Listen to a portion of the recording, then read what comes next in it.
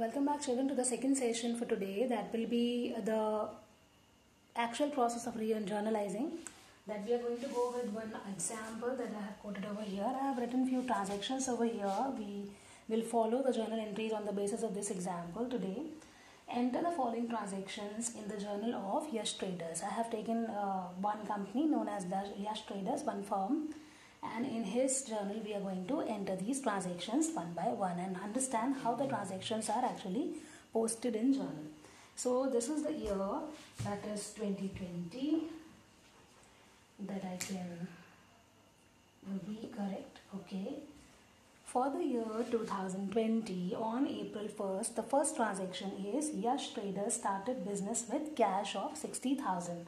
Now, following the rule of INR, we have to first understand that which accounts will be accounted for in this particular transaction. What is the transaction? Let us recall once more. Yash Traders started business with cash of 60,000.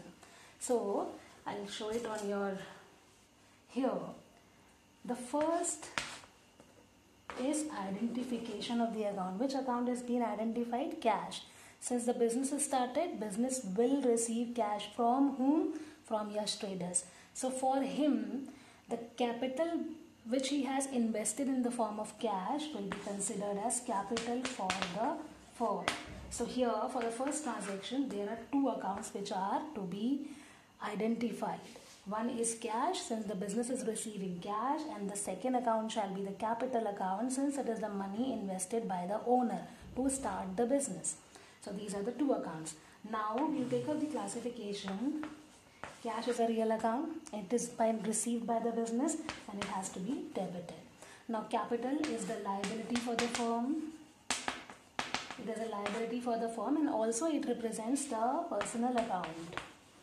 It also represents the personal account. If we carry on with the classification of personal, real, nominal, that's a personal account. And whosoever has given capital, that has to be credited. So capital will be credited and cash will be debited in this particular transaction. So how we'll put up the entry? Let us have a look. Here we say cash account is debited. We first put up the year, that is 2020, the date column, the particulars, ledger folio, amount debited, amount credited, as the format of the journal that we have explained yesterday as well in the books of Yash Traders and journal entries. And then the format, and then in that format we are going to write the transactions one by one, starting with the year, that is 2020. And then on the 1st April, what is the first transaction? Cash account has to be debited and capital account will be credited, leaving a little space in between. Okay, below it, cash has to be debited. In the debit column we have written 60,000, and in the credit column also we have written 60,000. So being business started with cash is the narration, that is explanation of the particular journal entry. So this is how we are going to put up the journal entry. Now we'll take up the second transaction over here. What is the second transaction? Purchase goods for cash. Now the second transaction is goods are purchased for cash. Now here again the cash word is given and the goods are purchased. Goods are being received by the firm. So what are the two accounts that we are going to identify in the second transaction? One is the purchase and the second one is the cash. For purchase, it's a nominal account. Debit all the losses and expenses. Purchase is an expense, so it has to be debited. Cash, real account. Credit what goes out. Whenever goods have been purchased, we have to give cash from the business. So cash is going out of the business, so it has to be credited, since it is the rule of the real account.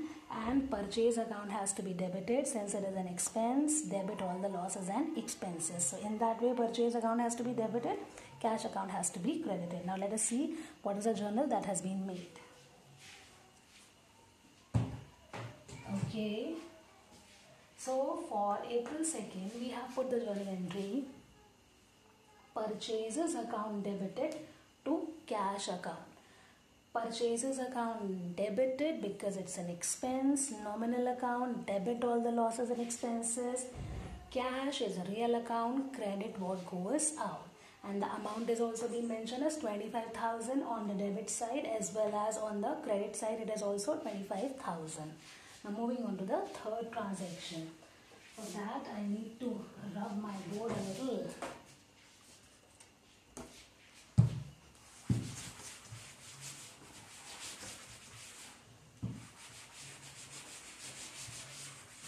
Okay, here we go with the third transaction. What is the third transaction that we are taking in?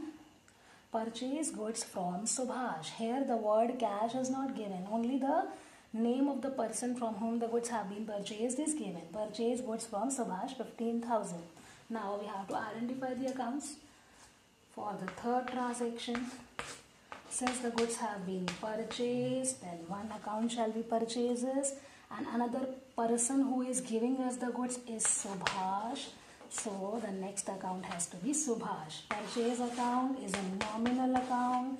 Subhash account is a personal account. What is the rule for the nominal? Debit all the losses and expenses. And what is the rule for the personal? Credit the giver. These are the rules. So these two transactions will be considered as such. Purchase account is a nominal account. It's an expense. Debit all the losses and expenses.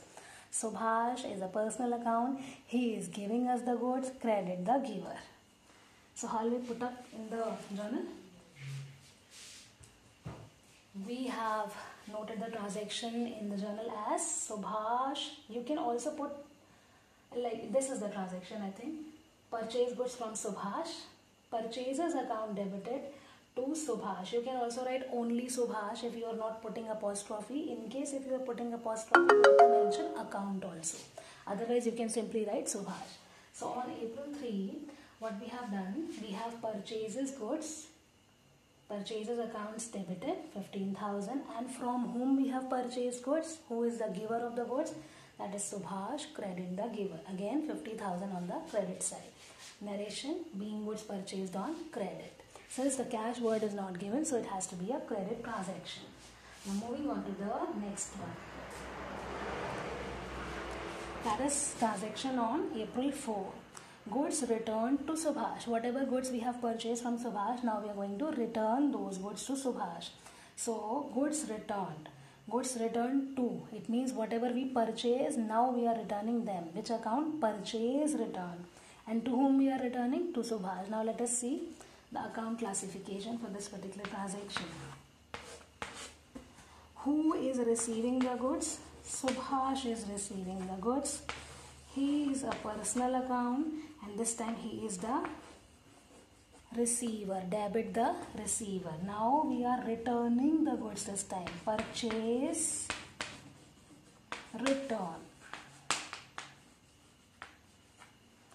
This is also a nominal account, but since it is the reverse of purchase, purchase was debited. It was an expense. The reverse of purchase return has to be credited because it reduces the expense. When we purchase the goods, the purchase is an expense. It increases the expense, so it has to be debited. Debit all the losses and expenses.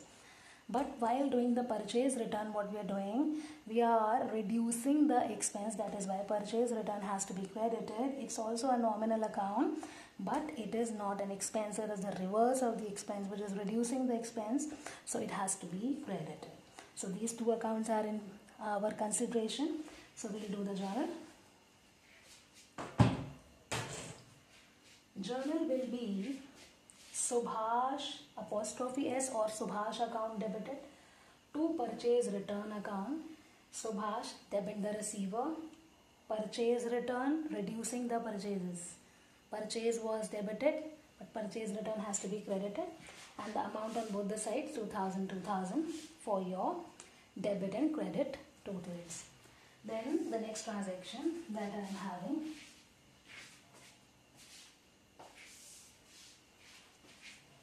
okay, what is the next transaction?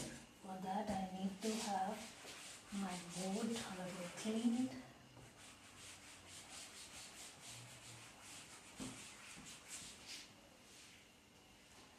Okay, the next transaction will be Purchased furniture for cash. This time the goods are not purchased but the furniture is purchased. If the board is very clearly visible, purchase furniture for cash. This time furniture, an asset is purchased. So we have to identify. We cannot write purchase. We have to write in this transaction furniture.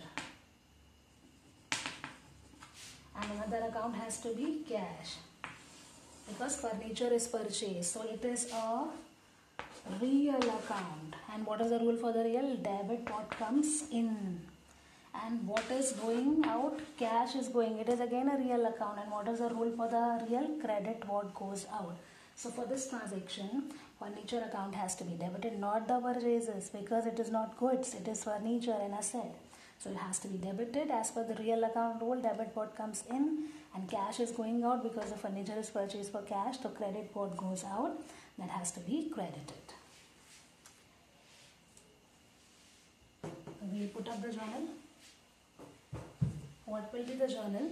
Journal will be furniture account debited to cash. That has to be 10,000 and 10,000. Now let us have a look at the bottom of the page. Since the page is finished, so what we do in journal, we put the total of that page as I have done, 1,12,000 on the debit side and 1,12,000 on the credit side. And here I will write total carried forward for the page. Now if I'll start with the next page, again I have to write begin with these two balances, 1,12,000, 1,12,000, and on the board at the top I will write total brought forward. And here in case if it is a next page, if it is a second page, I will write 1,12,000. And then I will start with the further transactions. So this is how the journal will be made. It was a basic question just to make you understand how we are going to put up the journal in various accounts. I hope that you must have understood the whole video. We will see you in the next session. Till then, take care.